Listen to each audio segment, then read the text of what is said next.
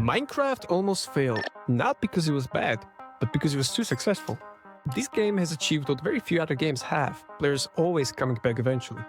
A game played by hundreds of millions, taught in schools, and still evolving more than a decade after its release. Genuinely, has anyone ever played this thing? However, Minecraft wasn't always meant to be a corporate product. It started as a chaotic experiment made by one person. And long before Microsoft, and long before Bedrock, Minecraft was already heading toward a crisis.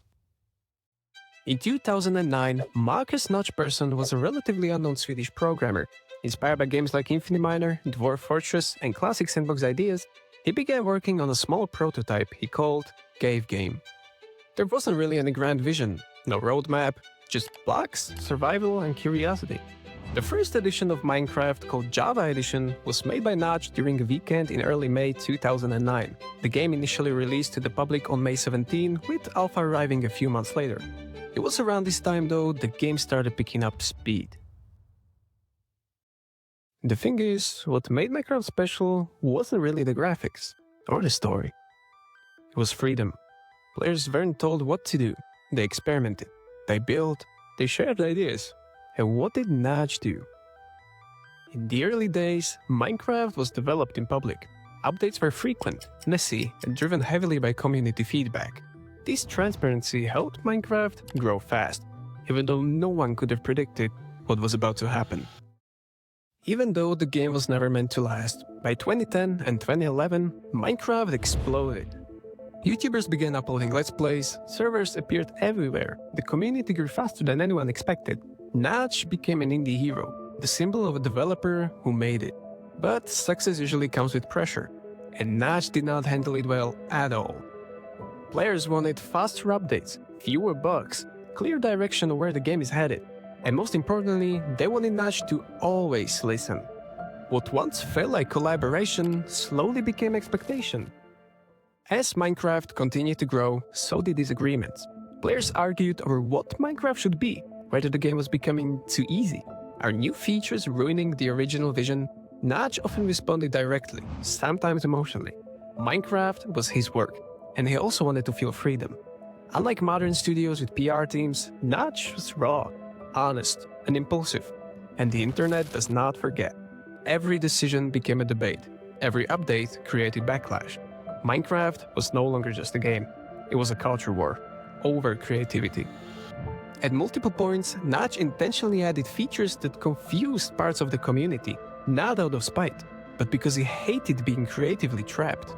For example, in a 2015 Forbes interview, Notch said, "It's the idea of Notch and the Minecraft community. It felt like a burden."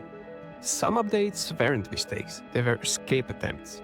Players believed Minecraft was community-driven, but legally and creatively, Mojang never promised that.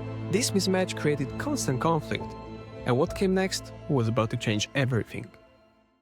One of the biggest Minecraft conflicts came in 2014, the Minecraft EULA controversy. Mojang began enforcing rules that restricted how servers could make money, especially banning pay-to-win mechanics. These were the same mechanics most servers relied on to survive and pay for hosting services. Server owners were furious. To them, Mojang was suddenly controlling a community that had built itself organically for years. They took away what people have worked hard for and provided zero alternatives. To Notch, it felt like no matter what he did, someone hated him for it. This moment mattered, because shortly after this backlash, everything changed. Around this time, Minecraft was no longer just a game. It became a platform and a multi-million-dollar business. That was something Notch never intended in the first place, and the responsibility had grown far beyond its creator.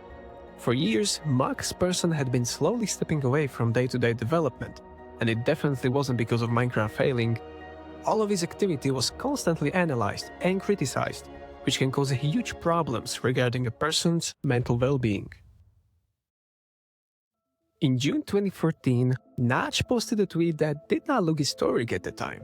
He wrote, "Anyone want to buy my share of Mojang so I can move on with my life?" Just to be clear, this was not a negotiation. It was frustration, made public. Notch was visibly struggling, and the EULA situation was probably the last nail in the coffin. Minecraft, a game loved by millions, was in a spot where its very own future was in danger. However, as I mentioned before, the infamous tweet was not a business move, but the industry noticed. Within weeks, major tech and gaming companies began reaching out. They understood that in the right hands, Minecraft was unstoppable. A game like this only really comes once in a lifetime. While for them, it was an opportunity, for Notch, it felt like a door opening. In a few months, Microsoft entered serious talks, and Mojang would be sold for $2.5 billion. And the future of Minecraft was no longer in Notch's hands. He could finally walk away. It was official. The biggest gaming acquisition of the decade started as a burnout tweet. Notch later admitted he felt relief, not excitement, when the deal went through. Almost overnight, he went from an overwhelmed developer to a billionaire. And as most people would, he started spending his money. For example, he bought a huge luxury mansion in Beverly Hills, outbidding both Jay-Z and Beyoncé.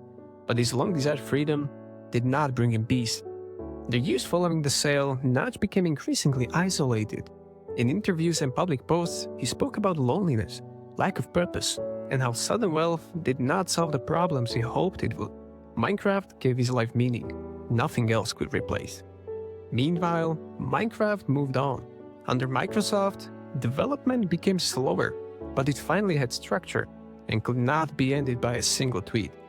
It stopped being a personal project, which in a way saved Minecraft from its doom. As time went on, Notch continued with his activity on Twitter, becoming more controversial with each statement.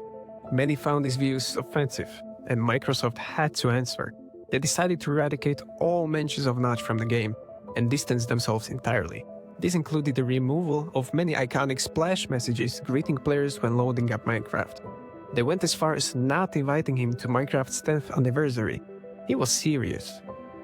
Apparently, Notch returned to game development in recent years, and even considered making a successor to Minecraft 2 as he called it, but he did not really stick with it, and rather continued to work on a new roguelike project instead.